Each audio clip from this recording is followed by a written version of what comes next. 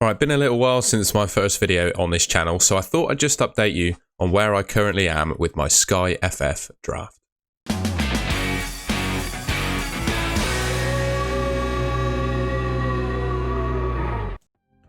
Okay, so as I did in the last video, we've actually had some fixture changes in the Sky game since I recorded that one, and for me, when building your first draft in Sky, you really have to be cognizant of the fixtures. You know, the Sky game is all about nailing the captaincies and planning, and I think really when making that first 11 in Sky, you have to consider the first 3 or 4 game weeks.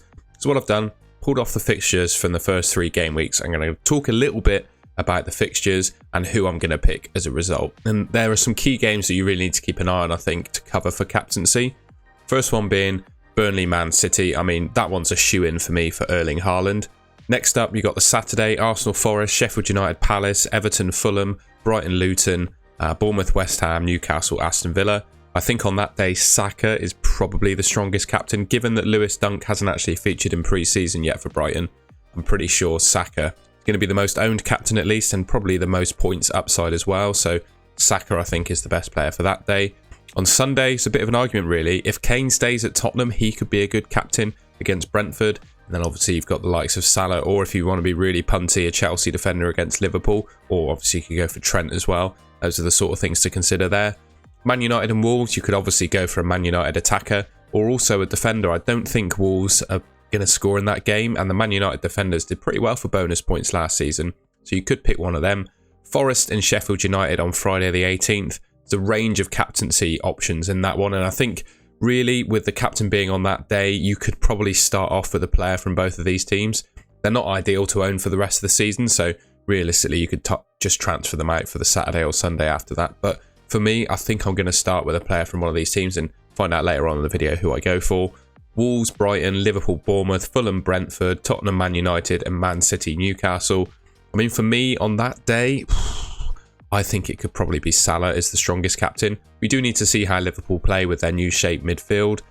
So yeah, we'll get an idea of how they play against Chelsea as to whether to captain him over Haaland. At the moment, I quite like the idea of Salah v Bournemouth over Haaland v Newcastle, but obviously Erling Haaland's a shoe-in at captain as well. Sunday, you've got Aston Villa, Everton, West Ham, Chelsea. Most of us will probably have a Chelsea player, like Enzo Fernandez or maybe Colwill if he comes in as a guaranteed starter. But thinking really who is the best captain on that day, it's probably Ollie Watkins. So maybe have a think with either starting with Ollie Watkins or coming up with a plan to transfer him in. Monday the 21st of August, we've got Crystal Palace and Arsenal. I would suggest the Arsenal player from Saturday the 12th covers that one. Friday the 25th, Chelsea and Luton. I think most people are going to start, as I said, when going through Sunday the 20th fixtures, most people are going to start with the Chelsea player, so you just captain them on that day. Bournemouth, Tottenham, Man United, Forest, Everton, Wolves, Brentford, Palace, Arsenal, Fulham, Brighton, West Ham. You could go, for example, if you've got a Man United attacker for Monday the 14th, you could go for a Man United attacker with Forest at home. That's a great fixture. Likewise, you could also go with Saka against Fulham, or I'm bigging up Saka really, or any other Arsenal midfielder in that fixture. And Sunday the 27th is pretty easy really. Man City away at Sheffield United, Burnley, Aston Villa and Newcastle, Liverpool. For me, that's a Haaland captaincy day. And hopefully that gives you an idea of sort of the players you need to be targeting in those first drafts that you make. A couple more little features that I've stolen out of the graphic set that I made for the pod I did with Sam on Friday. You can check that out on the channel as well. But I thought it'd be quite useful just for talking about this first draft. I've got some players that I think you should absolutely be trying to nail into your teams. Trent Alexander-Arnold, I think, is a fantastic option. He offers passing bonus in that midfield position, which he didn't necessarily get in previous years in Sky playing at right back. And obviously, I feel like Liverpool are going to keep a level of clean sheets next season. How many they do, I'm not totally sure. But they're still going to be one of the stronger teams defensively in the league, I would suggest. And in that midfield position, his attacking returns are just off the charts. And I think 10 million is fantastic value. Lewis Dunk, 188 points last season, outscored Trent. And he's, 1.7 million less. He made the most passes in the Premier League in total last season. He isn't actually featuring for Brighton in pre-season at the moment. The manager did say in an interview that I think it's just precautionary, and he's hoping that he'll be fit for the start of the season. And so am I, to be honest. I think he's probably the best value player in the Sky game. He will get pretty much 5 points a game with passing bonus. Same with Enzo Fernandez, to be honest. I think since he signed for Chelsea, well, obviously he was playing under Lampard in that Lampard system. It remains to be seen if he can, achieve passing bonus in a Poch team. I don't think that's necessarily proven yet, but for me, he can do. He made passing and tackle pretty much every game that he played for Chelsea when he signed for them, and I think 8.4 million is incredible value. In fact, he probably makes Rodri $1 million more expensive. Look a bit expensive, to be honest. Ruben Dias, I think, is the standout Man City defender in my opinion. John Stones, whilst he looks quite attacking in that midfield role, he didn't actually consistently pick up the passing bonus in Sky last season, whereas Ruben Dias did. That's one thing to look out for. John Stones will get the same level of clean sheets that Ruben Dias does. But I've got a feeling over the season, I think Ruben Dias picks up a heck of a lot more passes. And I think he's 0.4 million more than Stones, and I think it's worth that. And then Erling Haaland, without a shadow of a doubt, is the best player in Sky. 312 points last season. We already talked about when going through those fixtures. There's 2 or 3 opportunities to captain him right off the bat. Now, one of the most important things to nail down in Sky as well is your budget enabler picks. So usually in Sky, there's 2 or 3 sort of midfielders that emerge every season, maybe 1 or 2 defenders and potentially a striker that are above and beyond cheaper than anyone else and still getting decent points, primarily through getting bonus. I mean, we had Stuart Dallas of seasons ago, Højbjerg, last season it was João Palhinha, and so on and so on. The list goes on. You can let me know in the comments if you've got any other suggestions. But the players I've highlighted so far are the ones I think could be good value for bonus points. Yves Bissouma for Tottenham. He looks like the new Tottenham manager is preferring to play him in midfield. He did go off in one of the pre-season games with an injury, so it's one to monitor. Will he start in the Premier League? I think that's just one to monitor really, but if he does, I think he's got great upside. And to be honest, I remember when Højbjerg first signed for Tottenham, I think he came in and around 7.4 million and he got bonus points pretty much every game. And if Yves Bissouma can do the same for 7.3, absolutely fantastic value.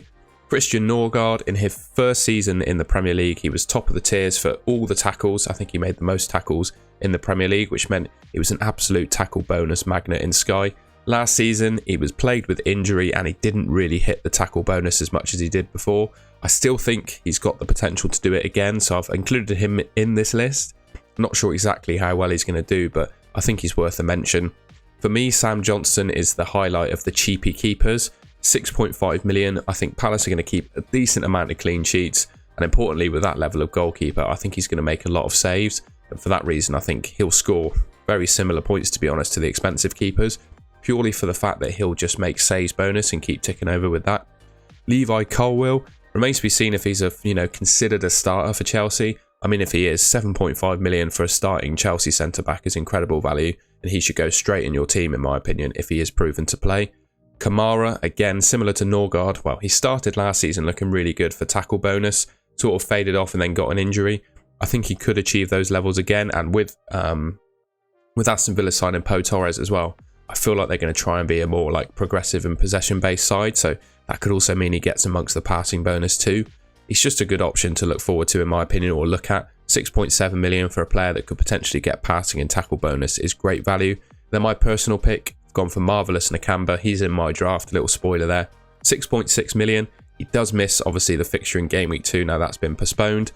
But he made 4 tackles per game in the Championship when playing for Luton. He played regularly for Luton in the Championship. I see no reason why he's not going to do that in the Premier League. And we all know, the Premier League brings more tackles for these players than the Championship did per game. So that's going to go up to something like 5 if he continues at that level. And that's a bonus point score every game if he achieves that. So yeah, 6.6 million for the next João Palhinha, basically. I think he's straight in my team. All right then, quick little look at my draft. I'm going to do it in 2 bits. So starting off with the goalkeeper and defenders. Goalkeeper, I've gone for Onana. David De Gea finished last season as the top scoring goalkeeper in Sky. Man United kept the most total clean sheets across the season, and David De Gea made a load of saves. I feel like it's going to continue with Onana really, and with that Wolves fixture at home to kick things off, I actually think he's a genuine captaincy option, because when a goalkeeper keeps a clean sheet, they get 9 points. And that means 18 points as captaincy. And, if he gets saves bonus, which I'm not sure he'll achieve against Wolves, but that could be even more points. I just feel, he's a great option across the season and just a set and forget keeper. I mentioned Dunk, Trent and Diaz. They're shoe-ins for me and they're in my team. And I've actually gone for Lisandro Martinez from Man United. He achieved passing bonus pretty regularly last season. Obviously had that injury, which I think scuppered his overall points total in Sky. He's back fit, been starting every game of pre-season. I expect him to play pretty much every game he's fit for in the Premier League. Looks really good for passing bonus. And as I said with Onana, Man United kept the most total clean sheets in the Premier League last season, so if they continue to be good defensively like they were last season, he's going to be a great option. I'd be very surprised if he doesn't pick up an injury if he scores under 200 points. I really think he's a 200 plus point player this season, and for a similar price to Lewis Dunk, I think he offers a very similar upside, and you'll see I'm captaining him at the moment on that Monday fixture against Wolves. Okay then, midfielders and forwards. Saka, I name dropped him when going through all the fixtures, so there's no surprise he's in my team. I think he's going to be the most popular captain on the Saturday, and he's probably the best Arsenal asset to go for in my opinion. You could go for a defender too, but I think that scuppers my formation a little bit if I tried that. And to be honest, I think just with the popularity of Saka, you could end up a long way behind if he does really well, and Arsenal concede, for example, if you go for a defender. And when we look to the fixtures, there are basically 3 opportunities to captain an Arsenal player, and I think you really have to go for the best one. Nakamba, a shoe-in as the budget enabler for me, same with Enzo Fernandez. I've gone for Salah purely for the captaincy in that Chelsea away game. I think he's got a fantastic record in Game Week 1, and he's going to be very, very popular. And similar to really Saka, I wouldn't want to hedge against the most popular captain 3 days into the game starting. Next position is a bit up in the air really. I've gone for Ndai so far because if we look back at that Nottingham Forest Sheffield United game, that single game day, I think you need to cover it, and you should probably cover it by a player that you've picked from the start. The first fixture for Nottingham Forest is Arsenal away, and the first fixture for Sheffield United is Crystal Palace at home. Now, I don't think Ndai on paper is the best captain for that Forest Sheffield United single, but I do think with that opening fixture he will score very similar points to those Nottingham Forest midfielders, or the best Nottingham Forest assets, and he's a lot cheaper. So for that reason, I've gone for him. Now, I'm not going to say I'm right or wrong in this, but I think he makes sense to go in my team. And then Erling Haaland is my striker, as I said. He's one of the absolute shoe-ins, and he's going to be captain on the first day. Alright, and that's the end of the video. A quick little look there at my first draft and some other thoughts on, shoe-in players, budget enablers, and a little review of the fixtures there. I hope you find that useful. We've had a little bit of change in terms of signings, etc. since the last video, so I thought it would be a good chance to update you all. Yeah, let me know what you think in the comments, any changes you'd make. To be honest, you could make changes to this draft, there's no denying it, but I think to get yourself going, I'm not asking you to copy this team, but if you were really stuck for players to pick, I think this team will do you very nicely. And most of them are tried and trusted bonus magnets or Premier League players that we've seen in seasons gone by that have done really well. I think you'd be hard pressed for this team to not do very well to start the season. And to be honest, if it doesn't do very well, I think the rest of the game aren't going to do very well as well. I don't think, this team's gonna get you at the bottom of the leaderboard in the opening week. So yeah, if you enjoyed the video, please leave me a like rating and subscribe to the Golden Goal channel, which should be just there. And I'll catch you in the next video.